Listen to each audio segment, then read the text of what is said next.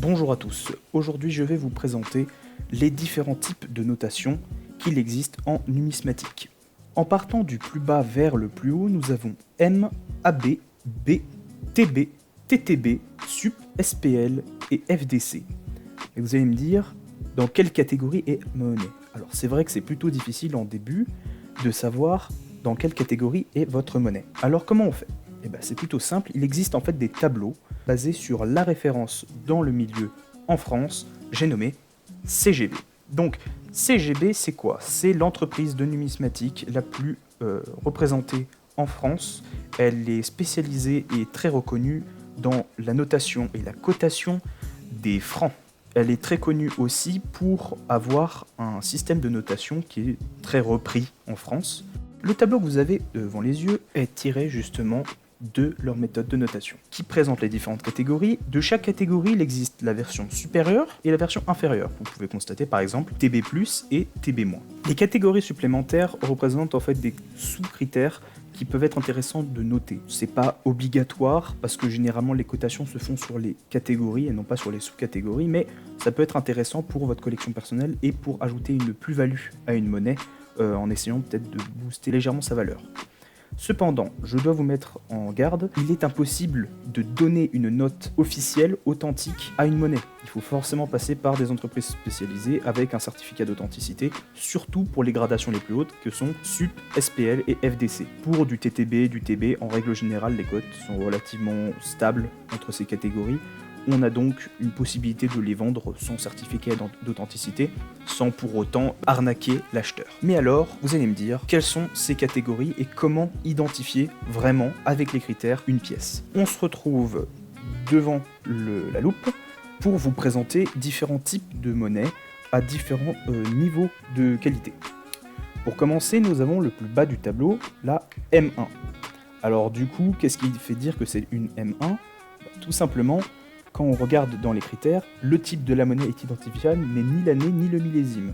Comme vous pouvez le constater, il y a un côté qui est quasiment intégralement lisse, à part quelques petites exceptions sur le bas. L'autre côté est plutôt ok, donc nous avons bel et bien le type de la monnaie, mais à part peut-être l'atelier qui est ici, malheureusement on n'aura pas beaucoup plus d'informations sur l'année. C'est un exemple plus ou moins vrai, parce qu'il s'agit en fait d'un jeton de compte de la ville libre impériale de Nuremberg, et donc sortie que quelques années. Celle-là, il me semble qu'elle est même sortie qu'une année, donc techniquement on connaît l'année, mais elle n'est pas identifiable sur la monnaie, et il y a un côté qui est tellement lisse que on est considéré comme étant dans du M1. Ensuite, nous avons le B. Donc en l'occurrence là, un B+, notation 13, c'est une notation pas obligatoire. B+, d'ailleurs, n'est même pas obligatoire, c'est un B.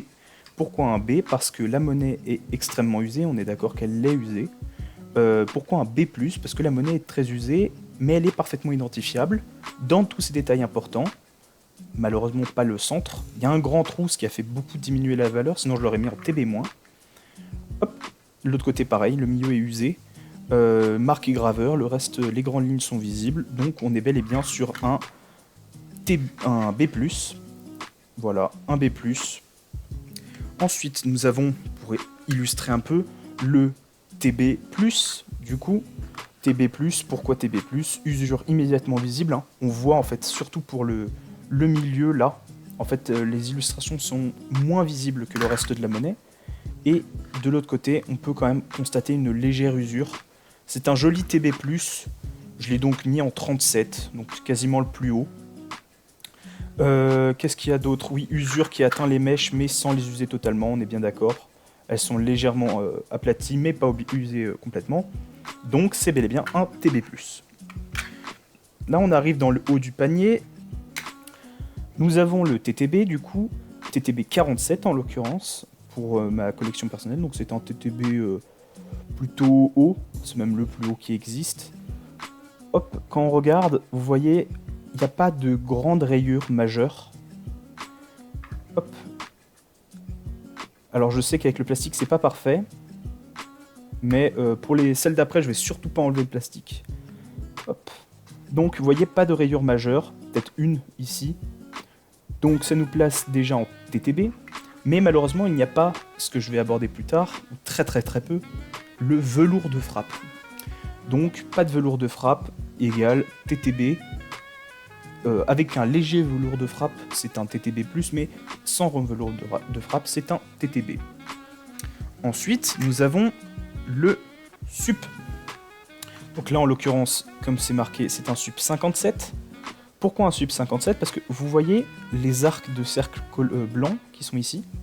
Quand on bouge la monnaie, vous voyez, on voit des arcs de cercle comme ça. Ça, c'est le signe qui est vraiment typique de ce qu'on appelle le voile de frappe. Alors qu'est-ce que le voile de frappe? D'ailleurs, le voile de frappe, je me trompe depuis tout à l'heure, le velours de frappe. Voile de frappe fonctionne aussi, mais le terme le plus approprié est velours de frappe. Le velours de frappe, c'est quoi? C'est, je sais pas si on arrive à le voir, si on peut déjà le voir un petit peu, je vais zoomer par la suite, mais on peut voir que c'est des petits traits, petits sillons concentriques qui partent du centre et qui vont vers l'extérieur, qui sont dus en fait à l'usure du flanc. Donc quand la monnaie est frappée, ça éjecte le métal sur les côtés légèrement et ça va venir rayer une partie du flanc. Et à force de frapper, au bout de 10, 15, 20, 100 monnaies, eh bien en fait on observe la formation de ces petites stries qui donnent cet effet-là. Alors du coup c'est très difficile d'obtenir une FDC avec un velours de frappe. Pourquoi? Parce que en fait les FDC sont souvent frappés dans des coffrets FDC avec des flancs neufs qui donc par conséquent ne peuvent pas avoir de velours de frappe. Là vous voyez le velours de frappe est relativement bien marqué, ce qui nous place dans du sup. Malheureusement, il n'est pas parfait partout. Vous voyez, notamment sur les reliefs, en fait, le velours de frappe n'est pas présent. Le haut des reliefs ne présente pas de velours de frappe. Très peu de traces de circulation. Notamment, là, on voit quelques micro-rayures qui sont probablement directement dans l'usine, en fait, parce qu'elles étaient transportées dans des sacs et se heurtaient un petit peu. Donc, nous sommes bel et bien sur une note sup 57. Et maintenant, vous avez la plus haute de ma collection. Malheureusement, je n'ai pas de FDC. C'est des monnaies qui coûtent extrêmement cher. Cette pièce-là m'a été gentiment donnée par mes grands-parents. Alors, vous voyez, c'est un SPL 60. SPL- d'ailleurs. Pourquoi? Parce que malheureusement, il n'y a pas de velours de frappe, comme vous pouvez le constater. Et vous allez me dire, pourquoi SPL, mais pas de velours de frappe, alors que, obligatoirement, pour du sup, on a un velours de frappe? Bah, tout simplement parce qu'en fait, si vous pouvez constater, c'est une pièce en argent, mais elle est mate. Sans aucune usure, et elle est mate. Ce qui indique ce qu'on appelle une patine de médaillé. Alors du coup, la patine de médaillé, c'est quoi? C'est une patine, souvent de l'argent, mais pas obligatoirement, souvent, qui donne un aspect légèrement mat. Et en fait, elle se forme parce qu'elle a été conservée dans de bonnes conditions, avec la présence souvent de velours, de feutre, de bois, à côté, et ça forme, dans ce cas précis, du sulfure d'argent.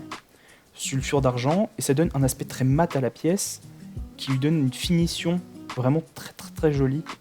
Vous voyez, pas d'usure, hein. On peut voir même les petites fleurs de lys qu'il y a sur tout le tissu.